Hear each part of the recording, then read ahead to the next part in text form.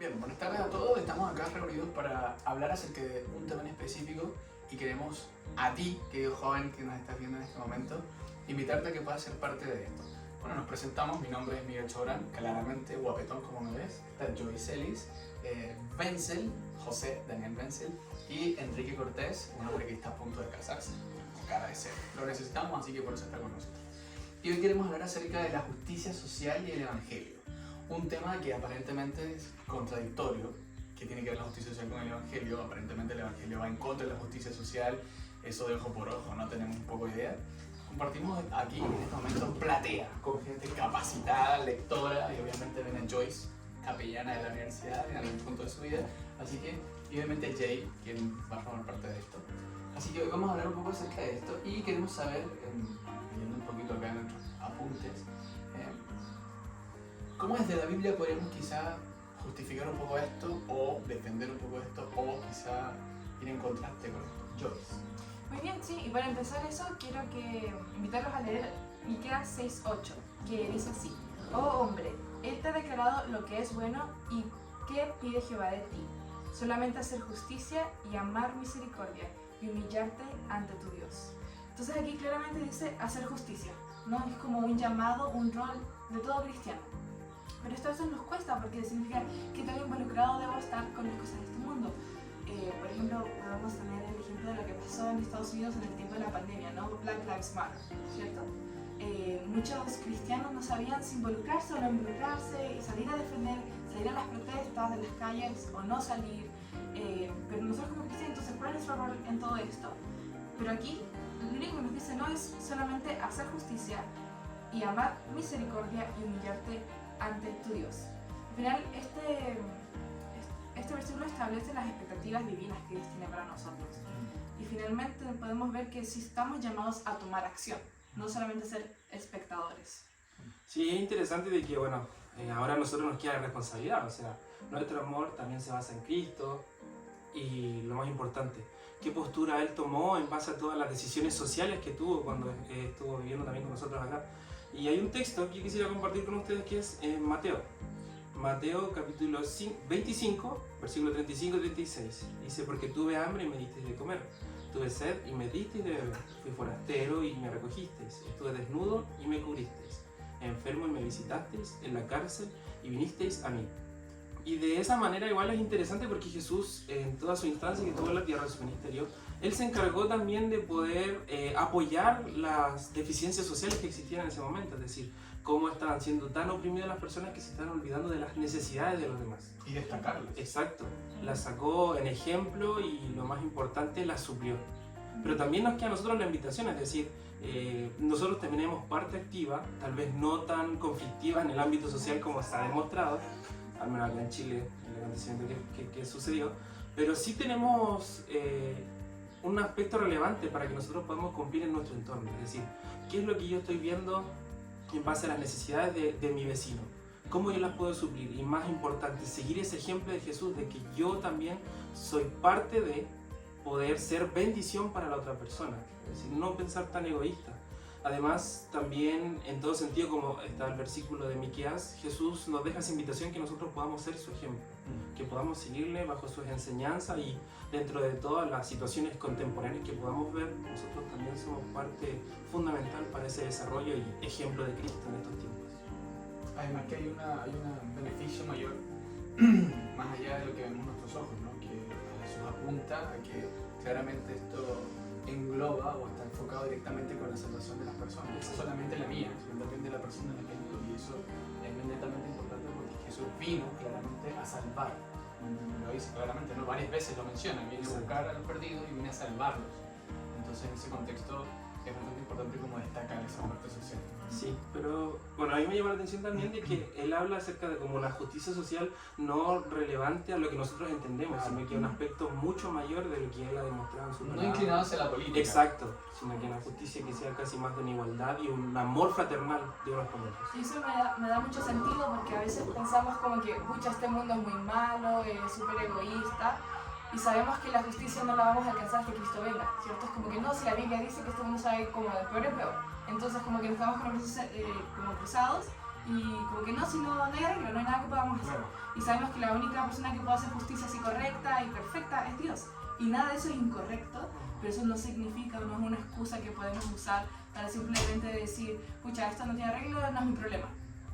Ya, veamos cómo el mundo se destruye a sí mismo. Es como que no, a lo mejor si tuviéramos acción podemos llegar a la salvación de las personas, como decía Miguel. O sea, no podemos simplemente quedarnos así porque la Biblia también muestra que este mundo se va a poner peor. Eso no significa que debemos dejar que se ponga peor. Exacto. Nosotros tenemos que seguir siendo como la corriente en contra, batallando.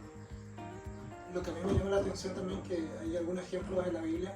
Por ejemplo, lo que es la vida de Cristo, vemos que habían personas con muchas necesidades, ya sea alimenticias, personas analfabetas, ¿cierto? Pero aún así, en el tema del amor y la compasión de Cristo hizo que esas personas también se pudieran acercar al Evangelio y se podría suponer que Cristo hizo una justicia, pero de por sí basada y llevada en el amor. Entonces eso también nos lleva a una pregunta, y es que cómo los principios que tenemos nosotros ahora pueden influir en las demás personas para que se pueda hacer una verdadera justicia. Entonces eso igual va a destacar en este tema que llama mucho la atención. Sí, bueno, aquí claramente ahí se destaca algo que quizá es por lo que la gente lucha, ¿no? Lo que mencionaron y lo hemos estado mencionando acerca de los principios, no todos los principios son iguales. Nos criamos en contextos distintos. Nuestra familia puede ser una familia disfuncional o puede ser una familia no disfuncional. Pero al final esto va a definir claramente cómo yo voy a proceder para conmigo, para con mis pares y también con la sociedad. Y algo que destaca la Biblia, y que normalmente el cristianismo en sí mismo lo destaca, es el poder tomar a Cristo o a Dios y humillarse delante de Él, para que de esta forma Él pueda hacer un cambio en mí y yo pueda ver esto, todos estos problemas, todas estas necesidades, con los ojos con los que los mira Cristo. Porque si al final yo veo los problemas sociales con mis ojos, claramente nosotros empezamos a inclinarnos a un lugar o a otro, ¿no? Esto es injusto, esto no es injusto, en el O a las contexto respuestas político. que da el mundo. Claro, Según también. esta respuesta, o sea, hay que responder como estos responden, las soluciones, esta manera de pensar, esta ideología, Sí. este partido político. Y no hay que verlo con esos ojos. Sí, además que yo creo que esto ha afectado mucho a la sociedad, porque sobre todo a los más jóvenes, Ajá. porque la injusticia la toman muy personal, ¿no? El joven actualmente la toma muy personal, esto es contra mí, entonces ahí se forman estas hordas de personas que van en contra de esto, porque esto va en contra de lo que yo pienso. Entonces, un principio claro que deja la Biblia y que es muy importante destacar es ante quién me humillo. Y la Biblia invita a que nos humillemos delante de Cristo, porque definitivamente va a ser Él el que va a transformar mi corazón y va a transformar mi manera de pensar y de ver las cosas, ¿no? Y más allá de ver un problema, nos va a ayudar a encontrar una solución en este problema, ¿no? Que a diario lo vemos siempre en la sociedad. Yo creo que es importante identificar qué es lo que me motiva a mí a hacer las cosas. Y desde el punto cristiano, claramente, lo que nos debería motivar es el amor a Dios, el amor al prójimo y ese futuro que Dios nos está prometiendo en la Escritura. Sí, de hecho, encuentro bastante interesante el sentido de la humildad. Es decir, si yo realmente veo la necesidad de mi amigo o de mi vecino, yo tal vez no lo pueda hacer así como con la intención de, no, yo soy el que va a suplir la necesidad, yo soy, sino que tiene que ser algo como súper bajo perfil y que se note el amor fraternal de Dios hacia la persona. Sí, porque igual nos podemos empezar a creer como la pinta de que soy Eva. Claro. Y como que todo lo que hago tiene que estar como súper correcto y decir como que no, si yo soy estas personas que a mí sí me importa la justicia social y yo sí estoy como que defiendo todo esto y al final como que empezamos a abrazar tantas otras cosas para intentar aparentar de que yo vengo aquí a arreglar el problema. Pero no es así, o sea, no vamos a poder.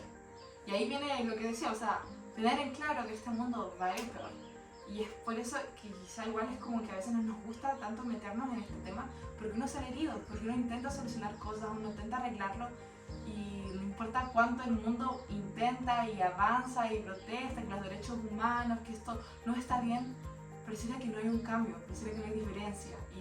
Y pasan los años y problemas quizás disminuyen un poco, pero surgen otros problemas. Es difícil, pero no podemos quedarnos solamente con los brazos cruzados.